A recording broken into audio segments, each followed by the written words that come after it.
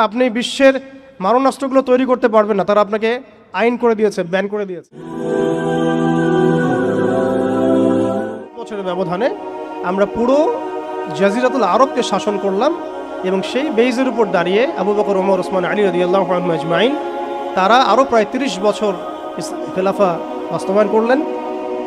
এমনকি তাদের বেইজের উপর দাঁড়িয়ে উমাইয়ারা শাসন করলো প্রায় 90 থেকে 95 বছর, আব্বাসীয়রা প্রায় 500 বছরের মতো। এরপরে আসলো তুর্কিরা, মাঝখানে ফাতেমিরা, আপনারা জানেন মামলুকরাও শাসন করেছে, সেলজুকরাও করেছে, অটোম্যানরাও করেছে।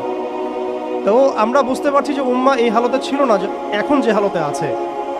এই ছোট্ট কথা থেকে আমরা বুঝতে পারলাম যে উম্মাহ একসময় বিজয়ী ছিল সব দিক থেকে, শুধু ব্যক্তিগতভাবে নয়, আধ্যাত্মিকভাবে নয়, শুধুমাত্র তাসকিয়াগত দিক থেকে নয়, শুধুমাত্র সামাজিকভাবে নয়, বরং রাজনৈতিকভাবেও। অর্থাৎ উম্মার পুনর্গঠন, পুনর্জীবন, এই যে কথাগুলো আসে, এগুলো বেসিক্যালি আমরা রাজনৈতিক টার্মিনোলজি থেকে ডিল করছি।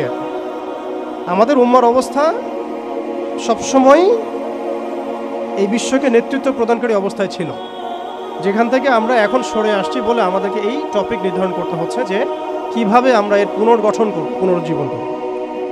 এতটুকু আমাদের কাছে ক্লিয়ার যে আমরা একসময় বিশ্বকে শাসন করেছি, বিশ্বকে নেতৃত্ব দিয়েছি।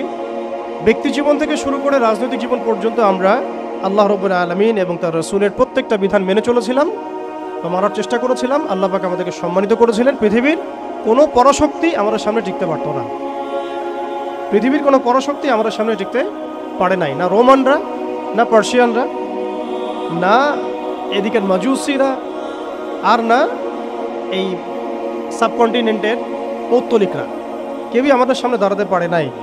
তার মানে আমরা কয়েকটা দিক থেকে উম্মার বিজয়ে এই সময়টা পেরিয়ে এসেছি। একটা হচ্ছে আধ্যাত্মিক দিক। উম্মাহ এক সময় আধ্যাত্মিকভাবে এমন আলোকিত ছিল যে তাদের ঈমানের সামনে কোনো কুফর টিকতে পারত না। তারা পারিবারিকভাবে আলোকিত ছিল, তারা জ্ঞানতাত্ত্বিকভাবে আলোকিত ছিল, তারা তাসাউফের দিক থেকে আলোকিত ছিল, তারা অর্থনৈতিক দিক থেকে অনেক শক্তিশালী ছিল, সামরিক দিক থেকে তারা অনেক শক্তিশালী ছিল।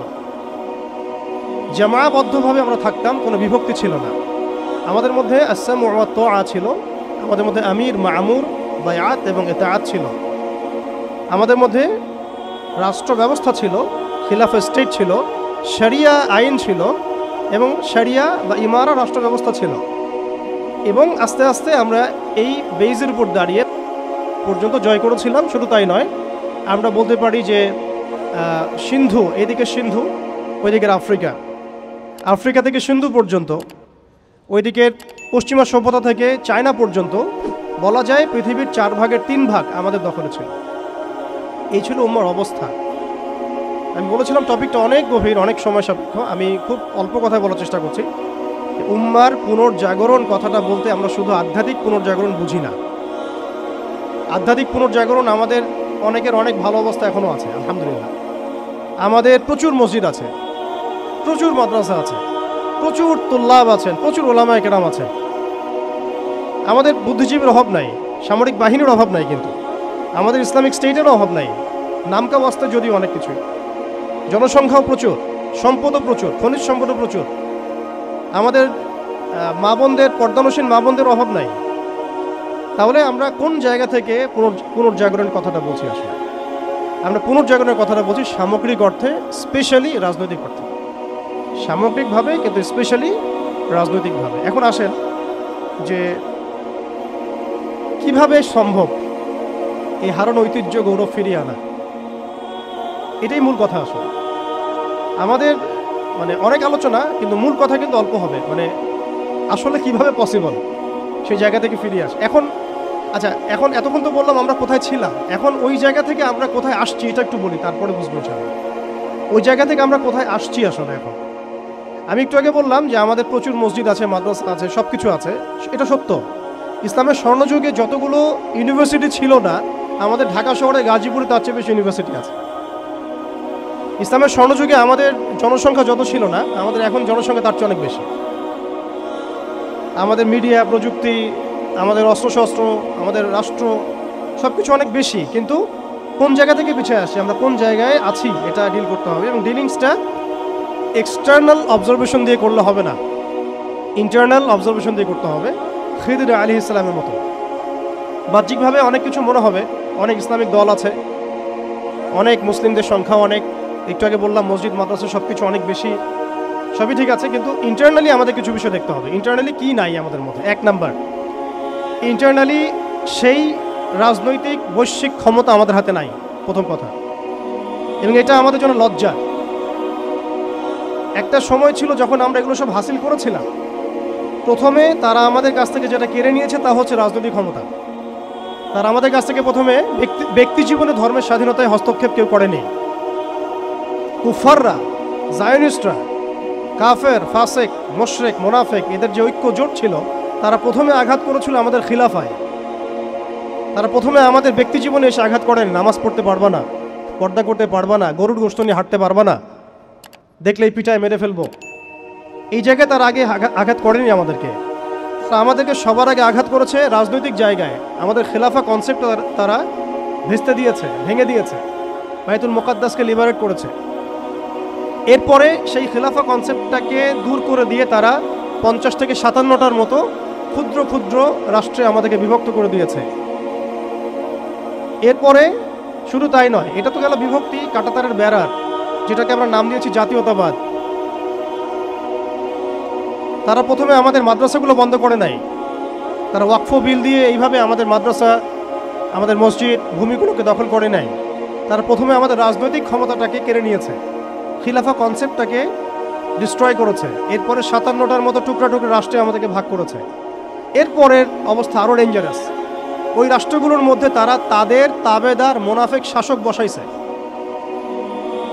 তাদের ধাপগুলো বুঝেন, কোন জায়গা থেকে আমরা কোন জায়গায় আসছি। তারপরে আমি অল্প কথা শেষ করব যে সলিউশন হতে পারে কি কি, যদিও সেগুলোর বেশিরভাগই তাত্ত্বিক, প্র্যাকটিক্যাল খুব কমই হবে। আর প্র্যাকটিক্যাল কেন কম হবে? আমাদের কারণেই হবে, কারণ আমরা অনেক কিছু বুঝি কিন্তু কাজ করতে চাই না। আমরা বুঝি অনেক কিছুই, কাজ করতে বলেন কাজের বেলা নাই, বুঝার বেলা আছে। এগুলো আমরা বুঝতে আসি 100 বছর থেকেই। কেউ বুঝেও বুঝি না, কেউ দেখেও দেখি না, শুনেও শুনি না। ওইদিকে পরে আসি, হার্ডলাইনেও চলে যাব আর কি। এখন রাষ্ট্র ভাগ করার পরে আমাদেরকে জাতীয়তাবাদে বিভক্ত করা হয়েছে। এরপরে আরও মারাত্মক যে কাজটা করা হয়েছে সেটা হচ্ছে আমাদেরকে নিরস্ত্রীকরণ করা হয়েছে। আপনি আপনার রাষ্ট্রের অভ্যন্তরে নিজের ইচ্ছায় আপনি বিশ্বের মারণাস্ত্রগুলো তৈরি করতে পারবেন না। তারা আপনাকে আইন করে দিয়েছে, ব্যান করে দিয়েছে। তারা আমাদের রাষ্ট্র ব্যবস্থার মধ্যে ইউনাইটেড নেশনসের মতো মুসলিমদের ইউনাইটেড মুসলিম অর্গানাইজেশনগুলোকে দমন করেছে এবং সেগুলো গঠন করতে আমাদেরকে দেয় নাই, উল্টা তারা সেগুলো করেছে ঠিকই। এরপরে তারা আমাদের রাষ্ট্র ব্যবস্থাগুলোর মধ্যে ওই মুনাফিক শাসকদেরকে বসিয়ে জনগণকে শাসন করিয়েছে। এখনও করে যাচ্ছে, আগামীতেও হয়তো করে যাবে। আমরা সবই বুঝি, কিন্তু আমাদের চিন্তাগুলো কেন জানি মসজিদ পর্যন্ত সীমাবদ্ধ হয়ে যাচ্ছে। এরপরে যেটা হয়েছে আরও মারাত্মক, ওই রাষ্ট্রগুলোর মধ্যে তারা 5টা, আমি বলি দেবতা, 5 দেবতা ঢুকিয়ে দিয়েছে। 5 দেবতা কি? আগে ছিল 4 দেবতা, লাত, উজ্জা, হবল আর মানাত। লাত, উজ্জা, হবল আর মানাত নিশ্চয়ই পড়েছেন আপনারা সিরাতের মধ্যে। এগুলো ছিল আবু জেহেল, আবু লাহাবদের দেবতা। তারা কিন্তু এই দেবতাগুলোর পূজা করত আল্লাহকে পাওয়ার জন্যই। তারা বলতো মা না'বুদুহুম ইল্লা লিয়ুকাররিবুনা ইলাল্লাহি যুলফা, আমরা শুধু এই কারণেই এই লাত, উজ্জা, হবল, মানাতের ইবাদত করি যাতে তারা আমাদেরকে আল্লাহ পর্যন্ত পৌঁছে দেয়। এখনও এই 4-5টা দেবতার আমরা পূজা করছি, বাট এগুলো ভিজুয়াল না, এগুলো হচ্ছে আদর্শিক, ফিলোসফিক্যাল। যেমন একটা হচ্ছে ডেমোক্রেসি, দিতে পারবেন অনেকই কথাটা, যে ডেমোক্রেসি একটা দেবতা হয়ে গেছে এখন, ইনভিজিবল দেবতা। এটা একটা দেবতা হয়ে গেছে, কি দাড়িওয়ালা কি টুপিওয়ালা সবাই পূজা করতেছে। সুবহানাল্লাহ, মানে অবাক হয়ে যাবেন।